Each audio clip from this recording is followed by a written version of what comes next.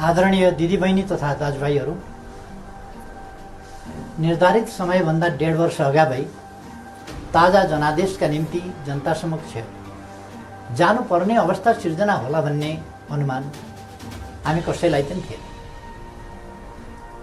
2074 साल मङ्सिरमा सम्पन्न आम निर्वाचनको जनादेश राजनीतिक स्थायित्वको पक्षमा थियो, तर जनादेश र जनभावना विपरीत राष्ट्रिय राजनीतिलाई अन्त्यहीन एवं अर्थहीन विवादमा अल्झाएर गतिरोध सिर्जना गरिएपछि, संसदलाई अर्थहीन तुल्याइएपछि र जननिर्वाचित सरकारलाई असहयोग, विरोध र घेराबन्दीमा पुर्याइएपछि मेरा सामु सार्वभौम जनता समक्ष जानुको विकल्प रहेन। त्यसैले जनता समक्ष प्रस्तुत हुने निष्कर्ष अनुरूप हिजो 2077 साल पुष 5 गते प्रतिनिधि सभाको विघटन गरेर आगामी 78 साल वैशाखमा नयाँ निर्वाचन गर्ने निर्णय गरिएको बेहोरा म निवेदन गर्न चाहन्छु। सतहमा हेर्दा हिजो विकसित घटनाक्रम अप्रत्याशित र आकस्मिक जस्तो देखिए तापनि यो परिस्थिति लामो समयदेखि राष्ट्रिय राजनीति र मूलतः सत्तारूढ नेपाल कम्युनिस्ट पार्टीका केही नेताहरूका असङ्गत, विकृत र जनअपेक्षा विपरीतका गतिविधिहरूद्वारा सिर्जना भएको हो। 2074 साल असोज 17 गते तत्कालीन नेकपा एमाले र नेकपा माओवादी केन्द्रबीच वाम गठबन्धन बनाएर निर्वाचन लड्ने र निर्वाचन लगत्तै पार्टी एकता गर्ने उद्घोष गरियो। यो निर्णय आम निर्वाचन मार्फत आम जनताद्वारा स्पष्ट रूपमा अनुमोदन भएको थियो, तर निर्वाचन पश्चात राष्ट्रिय राजनीतिलाई जनअपेक्षा अनुरूप अगाडि बढ्न नदिने विभिन्न विसङ्गत गतिविधि सुरु भयो।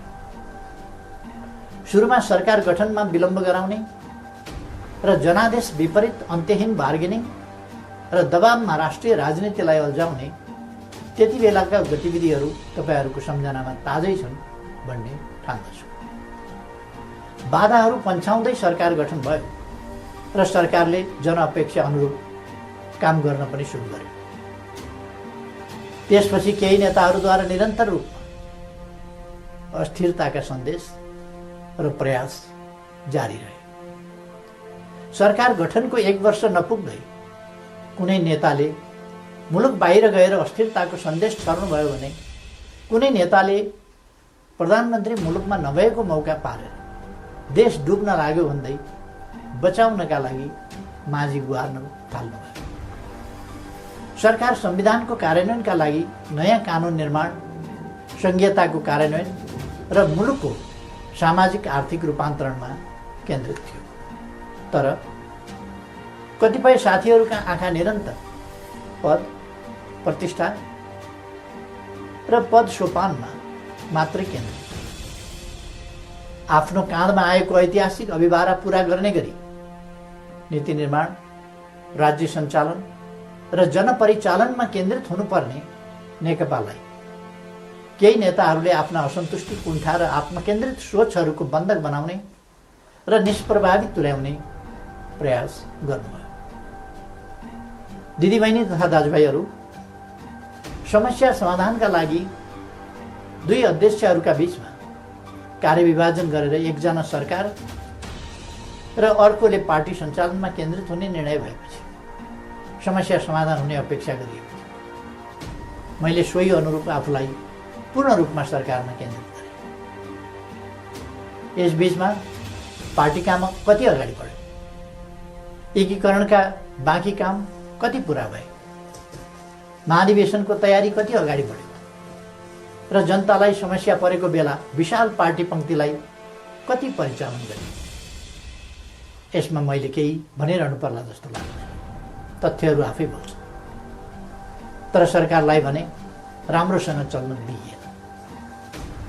पार्टी घोषणापत्रको मर्म र समृद्ध नेपाल सुखी नेपालीको अभियानलाई हाँक्न सक्ने गरी योग्यता क्षमताका आधारमा मन्त्री परिषद पुनर्गठन गर्न खोज्यो भने आफ्नो र पराईका कित्ता काट गरेर टुङ्गोमा पुग्न दिए। महत्त्वपूर्ण संवैधानिक अङ्गहरूमा रिक्तता सिर्जना हुन थाल्यो, पूर्ति गर्न पाइएन।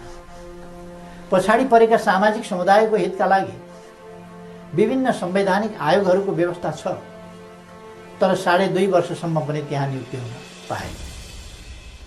सरकारले दूरगामी महत्त्वका काम गरेको छ, प्रतिकूलताका बीचमा पनि मुलुकले महत्त्वपूर्ण उपलब्धि हासिल गरेको छ, युगान्तकारी काम सुरु भएका छन्, तर विपक्षी दलहरूलाई पनि उछिनेर केही नेताहरू सरकारको अनन्त विरोध र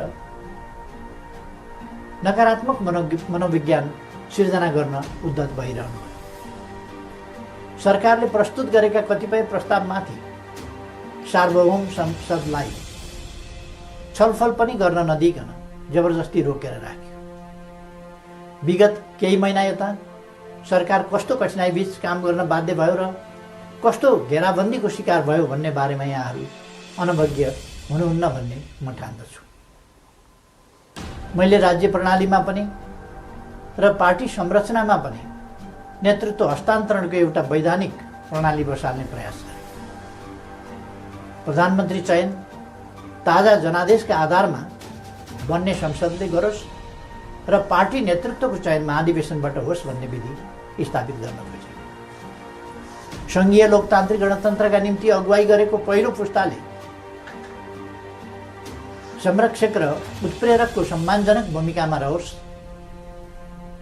र मुलुकको नेतृत्व सामाजिक आर्थिक रूपान्तरण र समृद्धिको मिसन पूरा गर्न सक्षम र सक्रिय नयाँ पुस्तामा हस्तान्तरण होस् भन्ने मार्गचित्र प्रस्तुत गरे।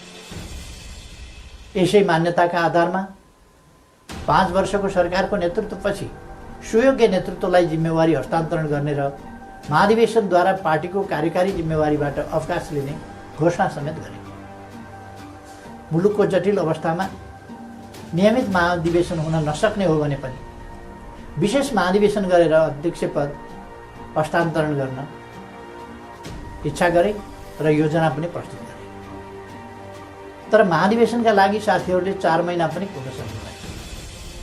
उल्टै मेरो राजनीतिक चरित्र हत्या गर्ने गरी अत्यन्त लाञ्छित र अपमानित गर्दै आरोप पत्र पेश गर्नुभयो।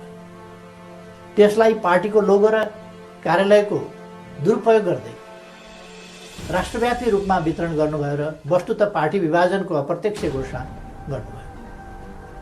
अर्कातिर भित्रभित्रै प्रधानमन्त्री विरुद्ध अविश्वास प्रस्तावको तयारीलाई अगाडि बढाउनु भयो।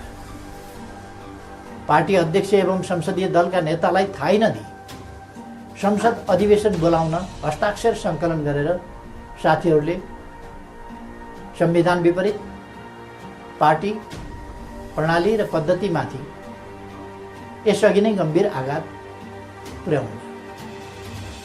यसपछि नै पार्टीभित्रको अवस्था निकै गम्भीर र सङ्कटपूर्ण बन्न पुगेको। अस्ति पुस 4 गते मात्रै पनि मैले पुष्पकमल दाहाल जीको निवासमै गएर उक्त विग्रहकारी आरोप पत्र फिर्ता लिन, पार्टीमा सहज र स्वस्थ वातावरण सिर्जना गर्न र विशेष महाधिवेशन आयोजना गरेर नेतृत्व हस्तान्तरणका लागि पटक पटक आग्रह गरे। पार्टी एकीकरणको सङ्क्रमणकालीन प्रयोजनका लागि मनोनयनद्वारा गठन भएका र महाधिवेशन सम्पन्न गर्ने मुख्य दायित्व भएका पार्टीका नेतृत्वदायी कमिटीहरूलाई पार्टी विधान र एकीकरणको भावना विपरीत पार्टीलाई मतदानको अवस्थातिर नधकेल्न र कर्तव्यको लिकबाट बाहिर नजान बारम्बार आग्रह गरे। तर यस प्रयासलाई मेरो कमजोरी ठाने। केही भएको छैन, केही गरिने छैन भन्ने कुरामा अल्मल्याउँदै प्रधानमन्त्री विरुद्ध अविश्वास प्रस्तावको तयारी अगाडि बढाइयो। दिदीबहिनी तथा दाजुभाइहरू, सरकार विरुद्ध यसरी घेराबन्दी र दाउपेच गर्नुपर्ने जायज कारण के थियो? सरकारले यस बीचमा राष्ट्रियतालाई सुदृढ गर्ने सन्दर्भमा ऐतिहासिक कामहरू गरेको छ। नेपालको वास्तविक भूभाग समेटेको नयाँ नक्सा प्रकाशन गरिएको छ। तदनुरूप सर्वसम्मतिका आधारमा संविधान संशोधन गरिएको छ। समस्या समाधानका लागि मित्र राष्ट्र भारतसँग वार्ताको तयारी भइरहेको छ।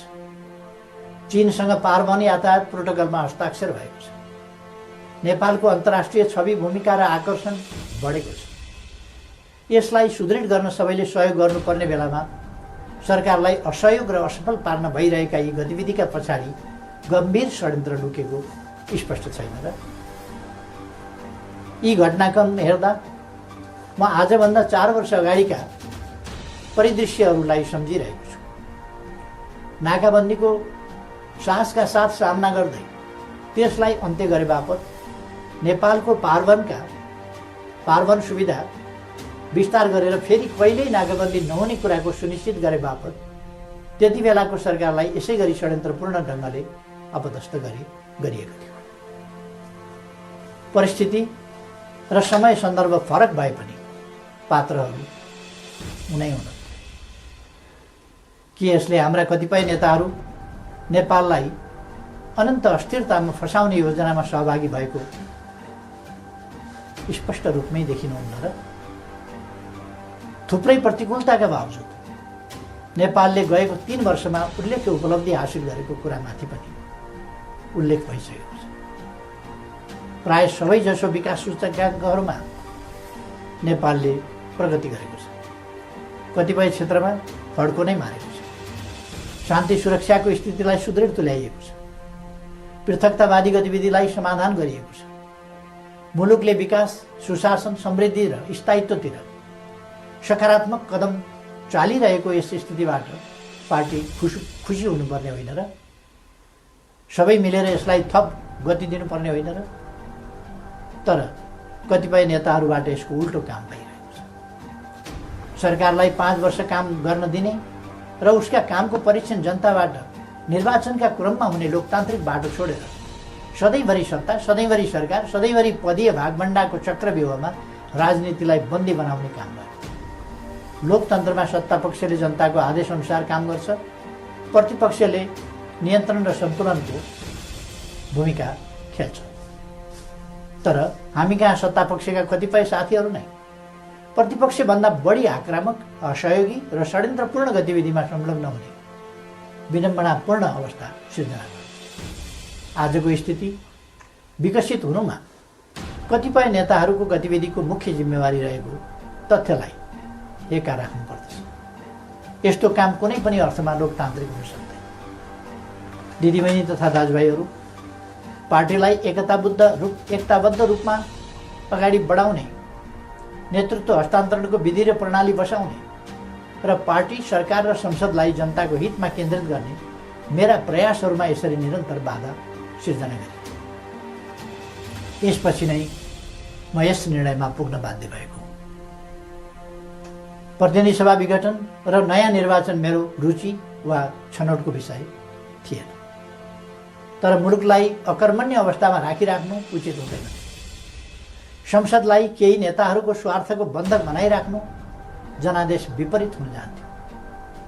जनताको भावना अनुसार काम गर्न अगाडि बढ्नै नसक्ने स्थितिबाट मुलुकलाई निकास दिनै पर्थ्यो।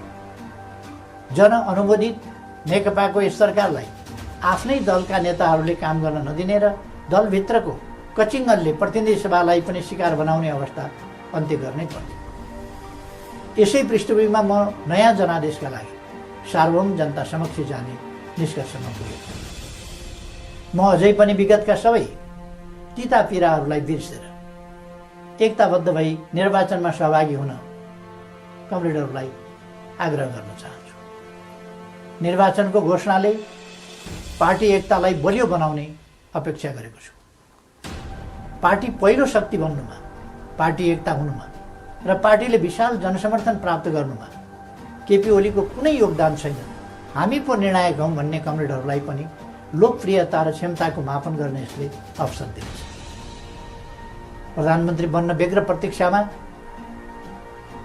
वा प्रयासमा रहनुभएका नेताहरूलाई पनि ताजा जनादेशले विकल्प दिनेछ। प्रतिपक्ष दललाई पनि आफ्ना एजेन्डा जनताबीच लैजान अवसर प्रदान गर्नेछ। निर्वाचन लोकतन्त्रको आत्मा हो। यो सबैभन्दा उन्नत लोकतान्त्रिक अभ्यास तथा विधि पनि हो। जननिर्वाचित सरकारले काम गर्न पाउँदैन भने उसले पुनरावेदन गर्न जाने ठाउँ सार्वभौम जनता समक्ष नै हो। मैले यही बाटो अवलम्बन गरेको छु। पार्टीले मेरो नेतृत्वमा विगत आम निर्वाचनमा लडेको थियो। म पार्टी संसदीय दलबाट सर्वसम्मत रूपमा नेता चयन भएको थिएँ र त्यसै हैसियतमा प्रधानमन्त्री निर्वाचित भएको थिएँ। बहुमत प्राप्त दलको सर्वसम्मत नेतालाई काम गर्न नदिइएपछि बन्द कोठामा अनुचित र सिद्धान्तहीन सम्झौतामा अल्झिएर जनअपेक्षामा आँच पुर्याउनु मैले उपयुक्त ठानिनँ। जनतालाई फैसला गर्न दिनु नै सबैभन्दा लोकतान्त्रिक विकल्प हो भन्ने मैले ठाने। त्यसै पनि जस्केलाबाट सरकारमा छिर्ने र जनमतको उपहास गर्ने अलोकतान्त्रिक चरित्रप्रति मैले सधैँ विमति राख्दै आएको छु। दिदीबहिनी तथा दाजुभाइहरू, नेपालको संविधानले नेपालको सार्वभौम सत्ता र राजकीय सत्ता जनतामा निहित रहने व्यवस्था गरेको छ।